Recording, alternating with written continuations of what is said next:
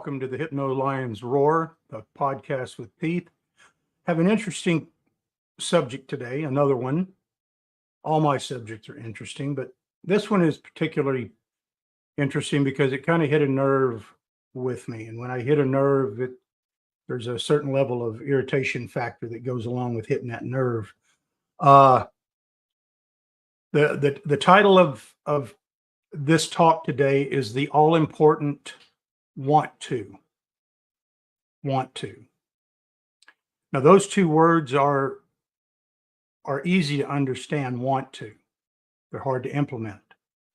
Now, I was watching the news the other day. Well, I say the other day, yesterday, and there was a news story on it about a teacher getting attacked by a student because she took his phone away. And the teachers in the schools have been having massive issues with kids and having phones in the classroom. And the teachers at school have asked them, do not use your phone during class. But that has not worked.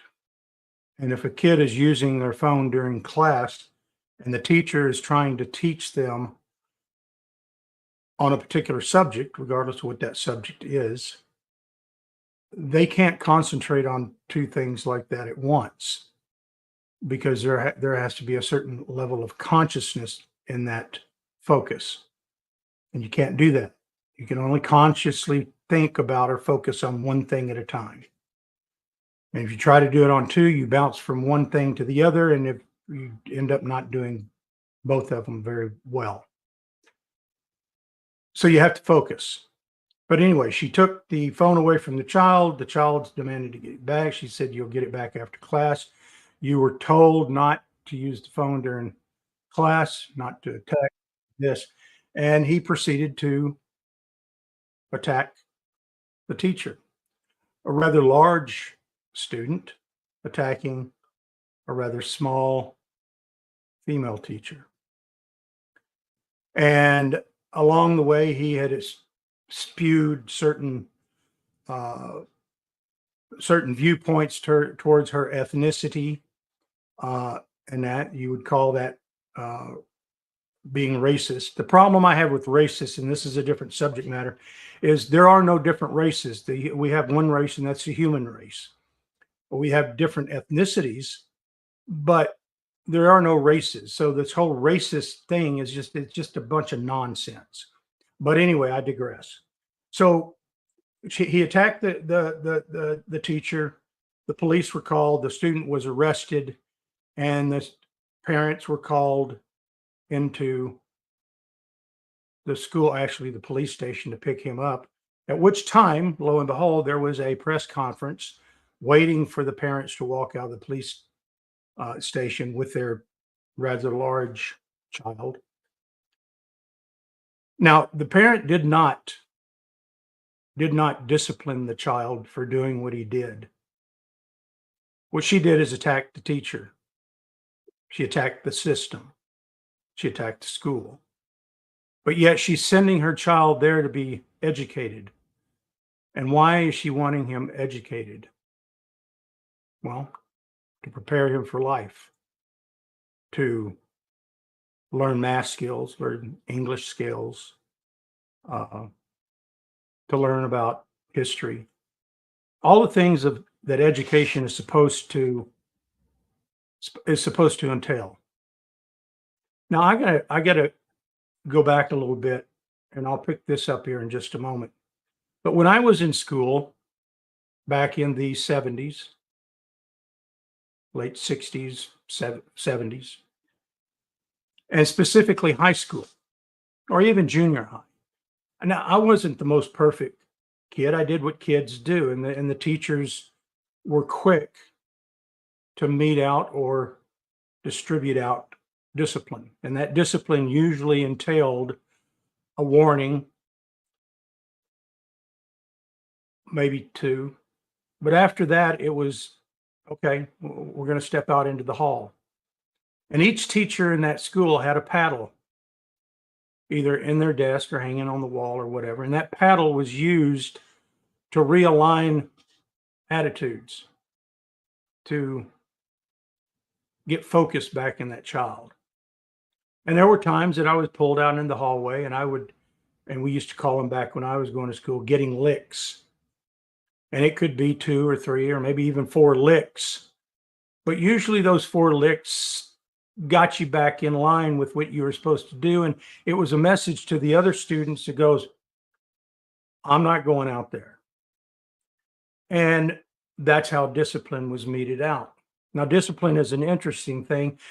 Laws are an interesting thing. The thing that keeps law-abiding citizens within the law is fear of the consequences.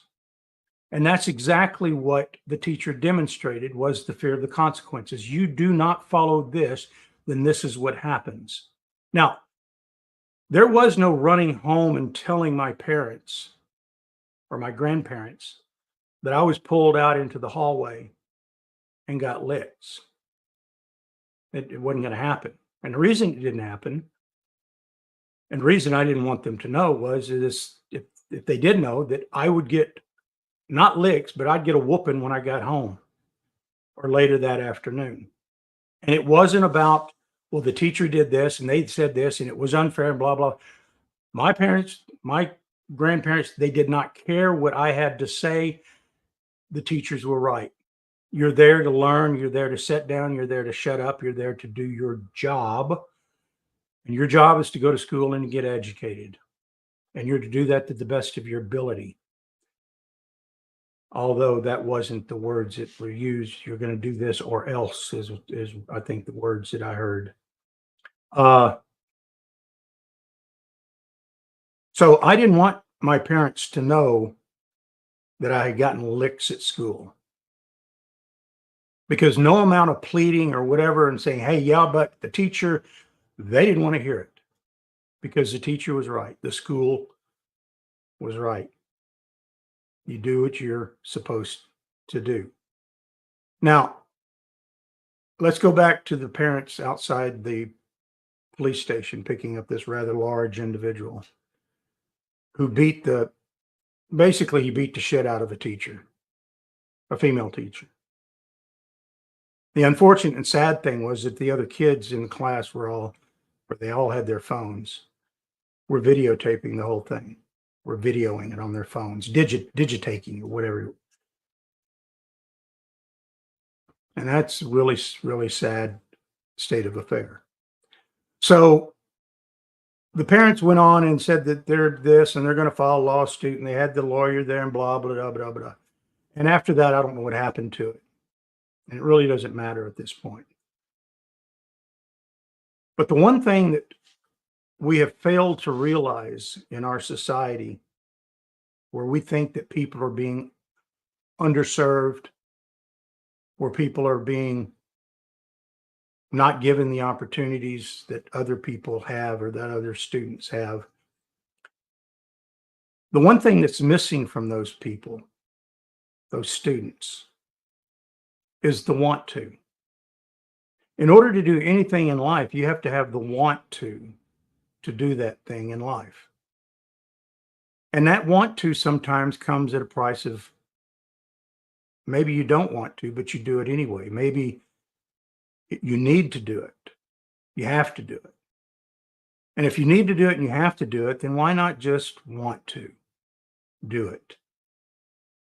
Why spend all the time fighting the system, interrupting the class to prevent other students from learning that want to, all because a knothead is in school and his parents are not supporting the system in which they send their kid to, rather large kid, to learn.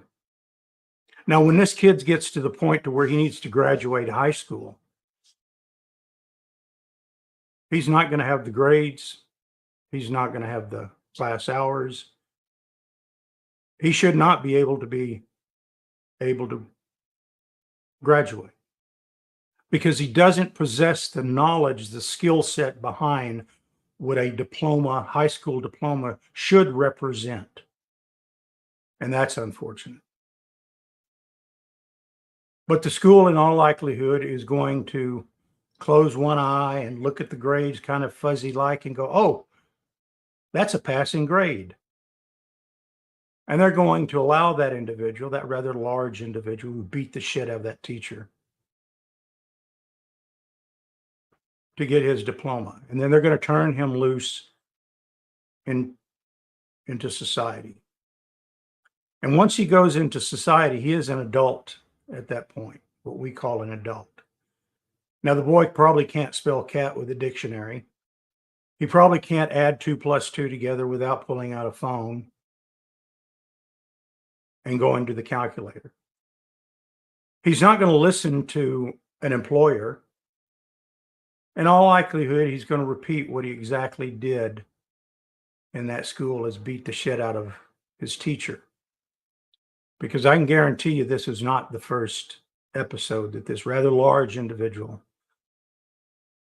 had in school. I'd be willing to lay money on it. Sizable, and I don't gamble,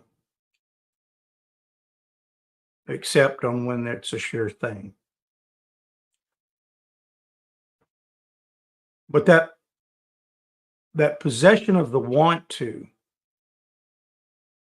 is, I'm not sure that you can teach that. I'm not sure that you can force somebody to have it, to develop it. But at some point in time in their life, they're going to have to come face to face with that want to. Now, there are many kids nowadays that graduate high school and are even graduating college that continue to live with mommy and daddy. And they do not possess the want to. They may have gone to college and they may have attended a few classes, but when the latest round of protests came around, they were usually the first ones on the front line, having probably no idea what they're protesting about, other than the fact that I don't have to be in class. I don't have to be in class to learn anything. I can be out here and take the easy way out and remain stupid and protest about something that is not going to have an impact on my life, other than the fact that I get to do what I want. I could get to have multicolored hair and piercings everywhere and tattoos all up and down this and whatever, and speak to people in a way that is degrading. And the very things that they protest about are the things that they want for themselves. And what they want respect.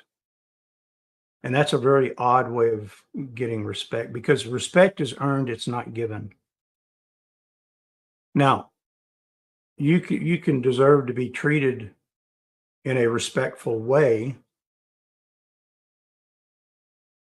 but you're probably not getting respect.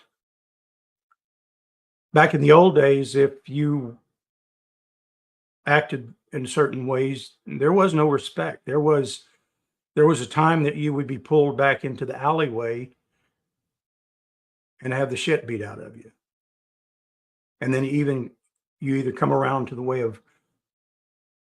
that everybody acts, or you're going to get the shit beat out of you again. In the Army, when I was in the Army, it was the tail end of, the Vietnam War had been over for a number of years when I went in, and there was a transition in the military. But there was a thing in the military that if a soldier in the unit was a screw up and he couldn't get his act together, there was a thing called a blanket party. And they would throw a blanket party for that individual to encourage stepping up his game, because his failure to follow or step up his game affected the entire unit. And while I was I experienced, I didn't have a blanket party thrown for me. I watched, well, I may have participated in one or two, because it affected everybody in the unit. It was an attitude readjustment period. But those days are gone in the military. We have become weak in that way. And look, I'm there as far as I'm concerned, when I was a kid that, two kids had a fight out behind the school or that, it's the police was never called. It was dealt with in the principal's office, and it usually meant harshly. It could have been that you're going to get expelled for a few days, but before you get expelled, you're going to get some licks by the vice principal, who was typically a retired coach who had a very good arm on him. And those licks could be heard through the hallways of that high school or that junior high. And people would whisper and say, I don't want to go there. You see, because the fear of consequences is what keeps people in line. If you don't fear the consequences, and then you can look at this and at our prisons. Our prisons are overflowing with people who do not care about the consequences of society, our society, who want to shortcut the system by either thieving or stealing or doing drugs or selling drugs and infecting our young people, our children. And the very fact that those drugs are coming over the border of Mexico, very close to where I live, I can, on a windy day, if I threw a rock, that rock would land on the border of Texas and Mexico. But the very fact that those drugs are coming over from Mexico into our country, either by roads or by water, the river, sneaking over. And we have people that are supposed to be in charge of those borders to protect us, to protect everyone, every citizen in our country, that aren't doing their job. And it seems that those who try to do their job are demonized for attempting to do that job. But that's a different focus and a different subject matter. The want to. How do you instill the want to into a child where the parents don't care about the want to? The parents care about you going to school, getting out of their hair for a certain period of time, and that other people are in charge of your child. But when they come home, you don't ask about homework, or you don't force homework, or you don't take the basketball away or take the video games away or say you're grounded. And if you overstep the bounds of that grounding, there are consequences to that, which are, in my household, was not going to be a pleasant thing. So how do you instill that? I wished I knew. Now, I have people that come to me every day that I work with, clients, but the very thing that they want to work on is confidence, being focused, completing task, amongst many other things. And that all comes down to the want to. Now they want to. But maybe in their past,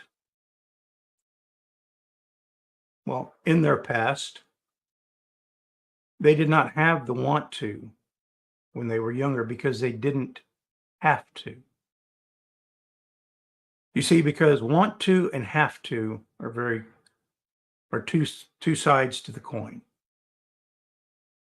The want to came from the have to. It was demanded. That's where the caregiver came in.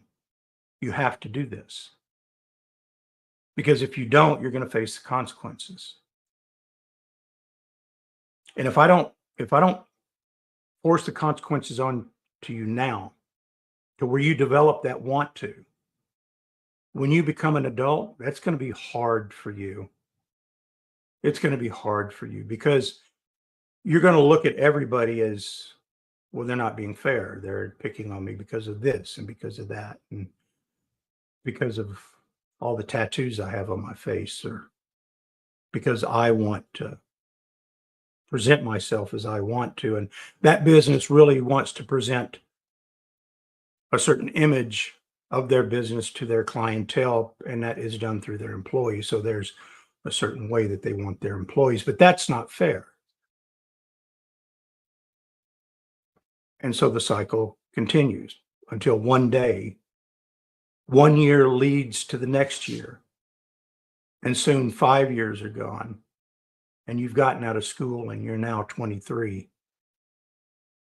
And you continue to play the games and live life however you want to, not worry about the consequences. And maybe a couple of years goes by. Maybe you've gone to college and you've gotten out of college and gotten that piece of paper and you can't find a job. And maybe it's not because you can't find a job. Maybe it's because nobody wants to hire you because you don't possess the skill sets that they need.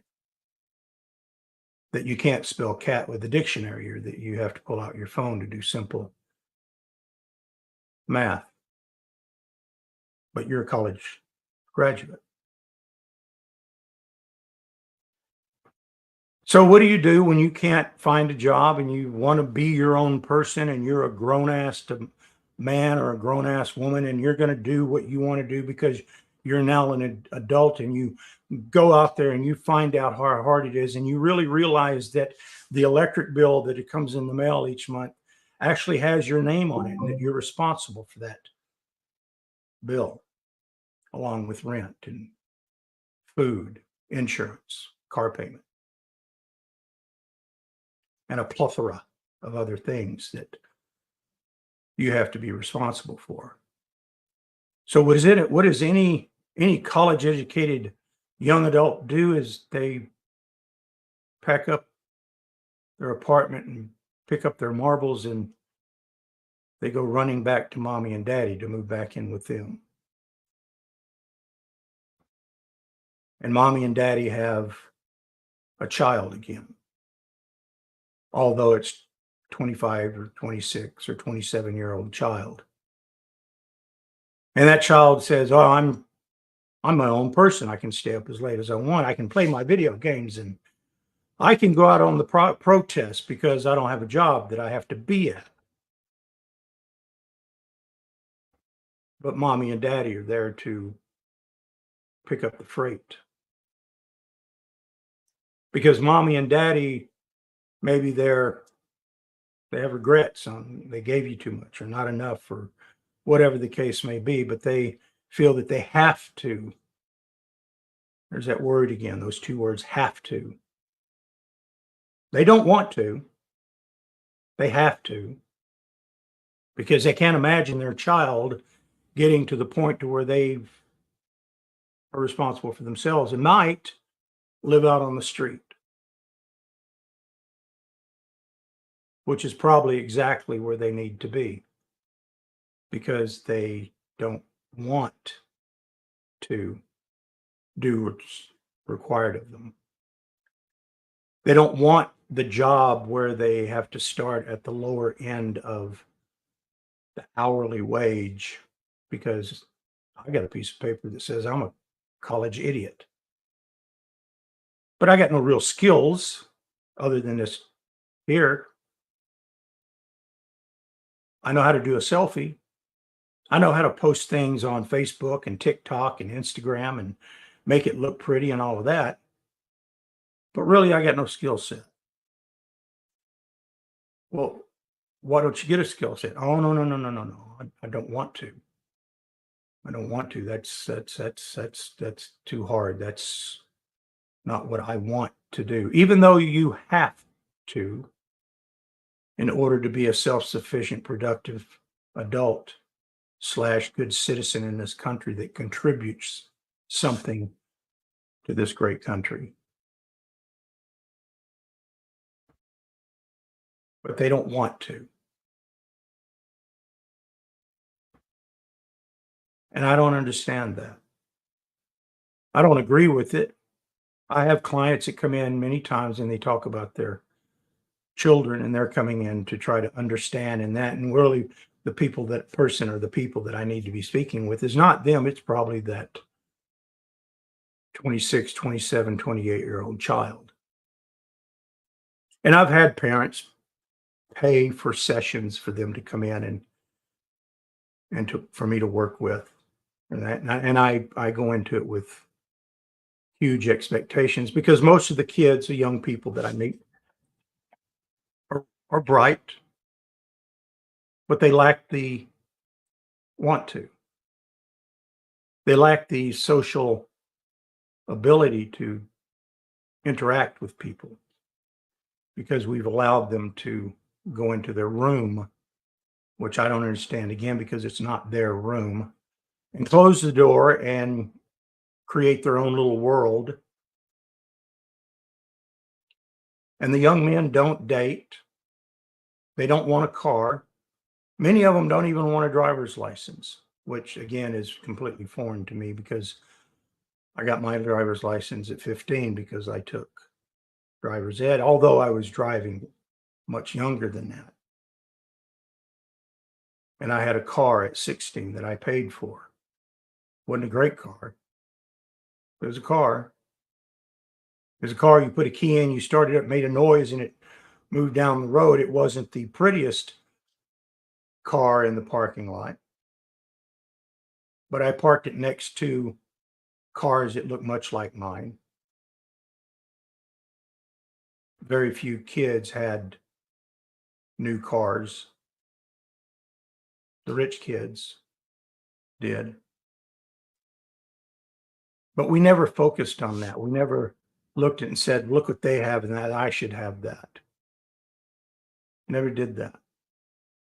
I remember getting that car and I wanted a car stereo for it because it only had an AM radio at that time, the little push button. You pull out you set your station, you pull it out and you push it in, and then you could push button it directly to the station that you wanted. You had the music blaring and that out of these tinny speakers in the dash that you'd have to lay on, put your ear on and lay on in order to hear it. So I wanted a stereo and speakers for my car. So I went to the local Western Auto store and I found a radio, a stereo, and speaker set. I said, oh my gosh, I want this. But it was something that I couldn't afford at that time. So I took that and I put it in layaway. And I gave the cashier person there that owned the store, who ran the store, I gave him my $5 and said, I'll be back next week, and put another $5 down. And I continued to do that until that radio was paid off. And maybe I got within $15 or $20 of having that thing paid off because at that time it was rather expensive considering that the minimum wage at that time was $2 and change. But I had other obligation. I had a car payment. I had to have insurance. I paid for my insurance. I had to pay for going out. I didn't get an allowance. I had chores at home that I had to do, but that was a contribution to the household because I lived there. There was never an expectation of getting an allowance. That had long passed.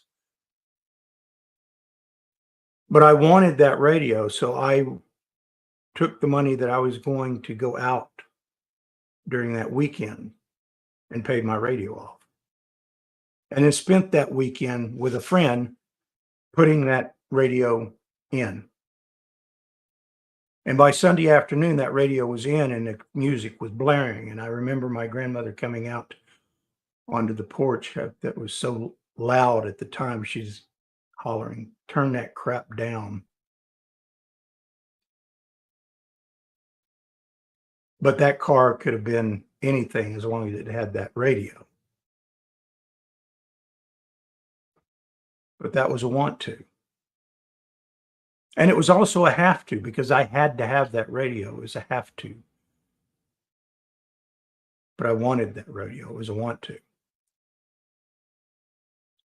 Or maybe I picked up extra jobs, collected Coke bottles when I was a kid, because that's back when Coke bottles were worth 2 cents, 3 cents, and at one time it got up to 5 and then 7 cents. And I would go to construction sites and pick up all the Coke bottles that the contractors or the construction people left behind because they didn't care. And I would get 20 or 30 or 50 Coke bottles and take them into the local Kroger, which I ended up working at, by the way. And I would make money that way. So the want to, how do you instill the want to into people, into young people? I don't know. But I do know this. I know it starts at home. It starts at home because they're your children. They're your family. And for me and with my children, the definition of a parent for me was not to be a friend. I wasn't interested in being a friend, although I approached things a little bit differently.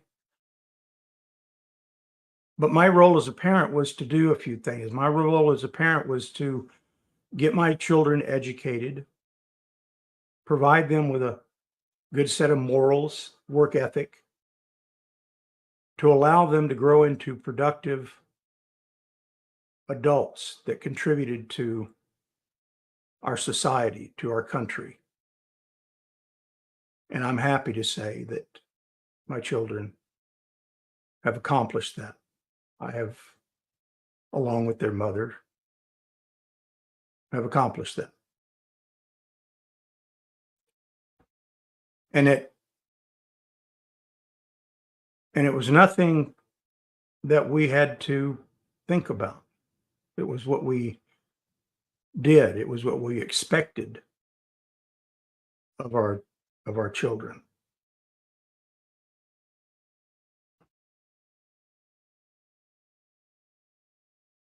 So I don't understand what the problem is.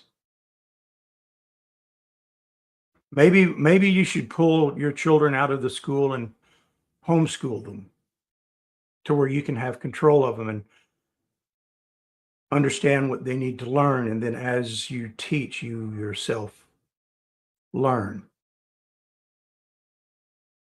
Maybe you need to make the sacrifice now to get them to the point to where they're productive adults and contribute to society and are good citizens to this country.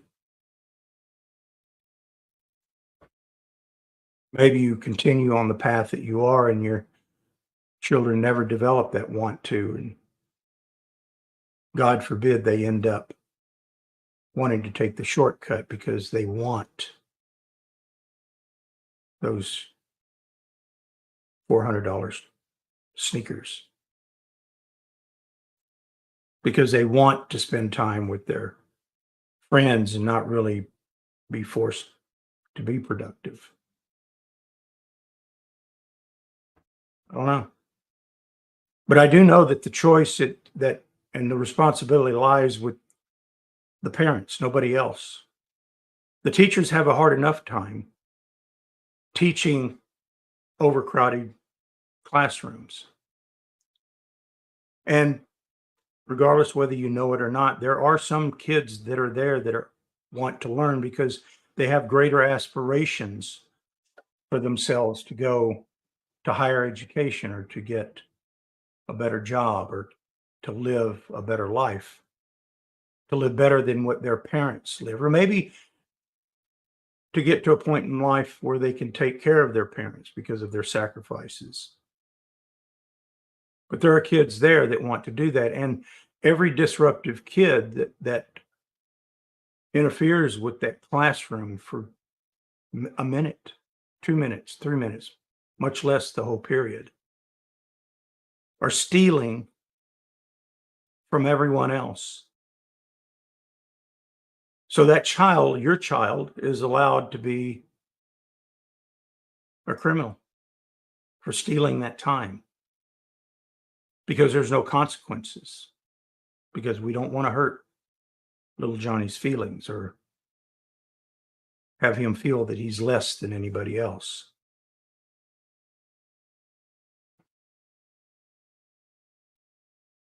But want to.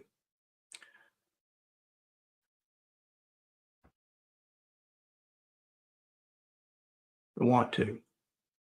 The have to and the want to. You can't teach it. You can't give it away. You can inspire it, but people have to have their own motivation to move forward with it. Because you control no one, even your kids. You don't control them. You can work on managing them, creating parameters, just like going to a job and your management sets up certain parameters for you to do your job, and they're going to manage you and say, look, you're shortfalling in this area. You need to step it up or that, because if you don't, you're not going to be here long, because you're a drain on the resources of the company, because you have to contribute minimums, just minimums. And if you choose to contribute more than minimums, then maybe that company will look at you for a raise, maybe even a promotion, because you've shown them that you're willing to go out and do more than what's necessary. But even if they don't, even if you're there for 5 or 10 years or working at McDonald's for the last 35 years, and all you've ever done was one job, you've developed a skill set, a marketable skill set that you can take and go maybe somewhere else to get a better job. But until you have that skill set, you're just a bag of skin that breathes, that takes up space, that needs to be told what to do and managed, or maybe even babysat, and maybe hold you to standards that should be a no-brainer, that you're there to work and it's an automatic thing that these are the things that you do. But yet people want to be congratulated and have accolades thrown on them for the things that they should have been doing anyway. That's part of their job.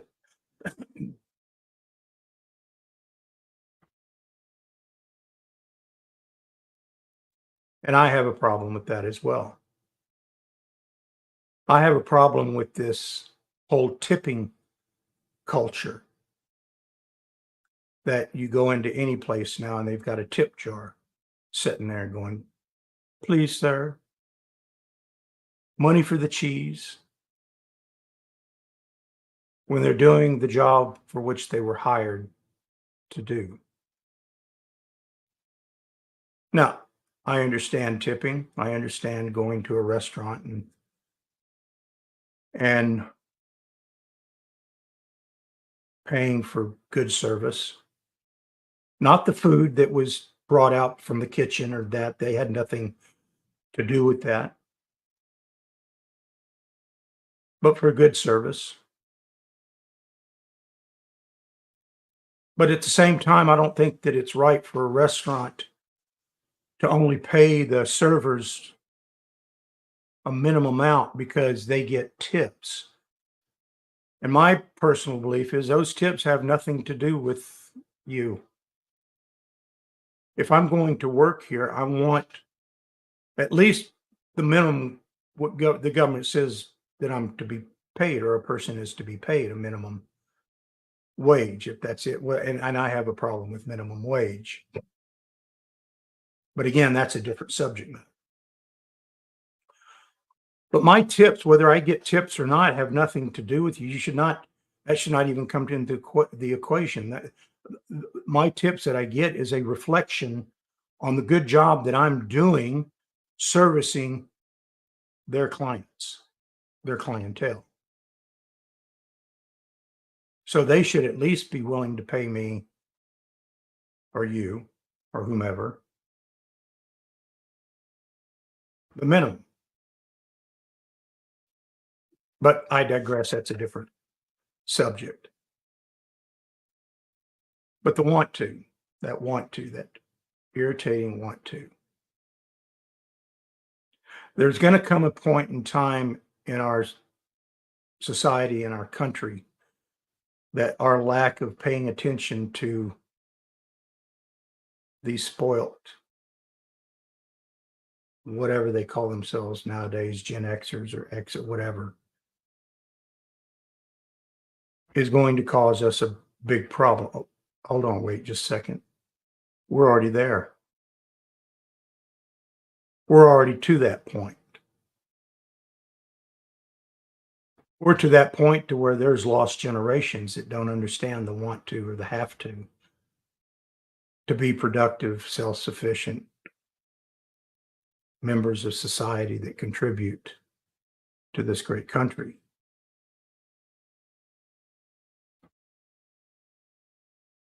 So now that we're already there, how do we change that? How do we tilt that? Well, the only way to tilt that is for the people, for the parents that want to make sure that their children rise to the top out of all this mixture of stuff of everybody trying to make sure that everybody is treated the same. The only way for that to occur is for the parents to take charge of their education, homeschooling, small schools, private schools that cater to that. And it's unfortunate that that's where we are, but also for the parents to take responsibility and work with their children at home on skills, times tables, maybe memorizing times tables. That would be a good start. Allowing them to learn how to write in script or cursive writing, because that lack of doing that presents a whole different issue as well, which is again a different subject. But maybe teaching them or having them have to read books that are educational instead of sitting in front of the video games that contribute nothing. And you know what, you can talk to your blue in the face to me about video games and what it teaches and blah blah blah blah. You know what, go sell that dog to somebody else, because personally I've not seen anything of value come out of a kid spending hours and hours and hours in front of a video game, except for not going to bed on time, being tired when they go to school, and not wanting to do anything else except wanting to play video games. You see how this all circles back? It all circles back. And everything is connected.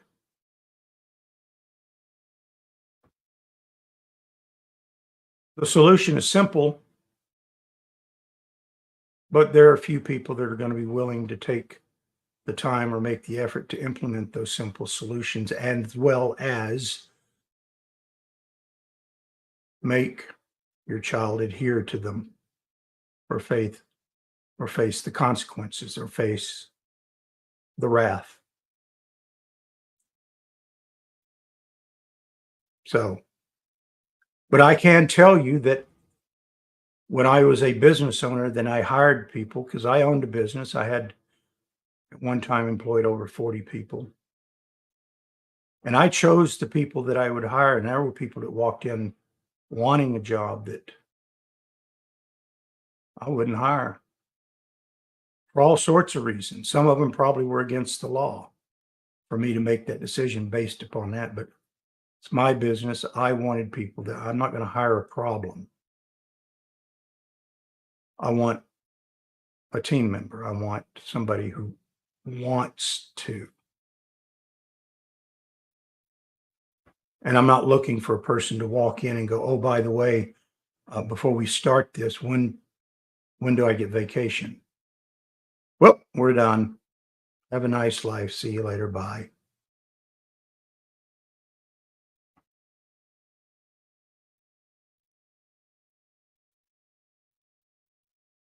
I had visions of this video being somewhat of a short video, maybe 15 or 20 minutes, but that hasn't turned out that way, because once I got started and things started rolling and my little pea brain started picking up on things, one thing led into the other, and which led us to 46 minutes and 18, 19, 20 seconds and so on.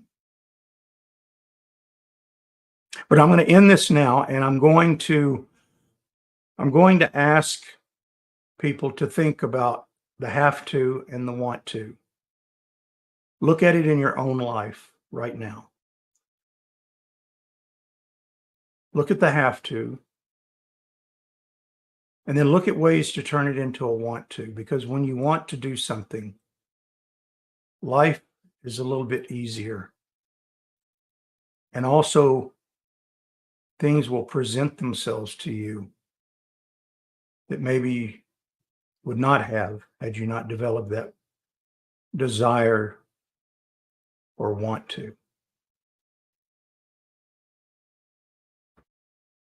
So I will see you on the next episode of the Hypno Lions Roar, the podcast with teeth. I hope I struck a chord with you on this subject matter. So I bid you farewell, goodbye, have a blessed day, but above all else, make good choices.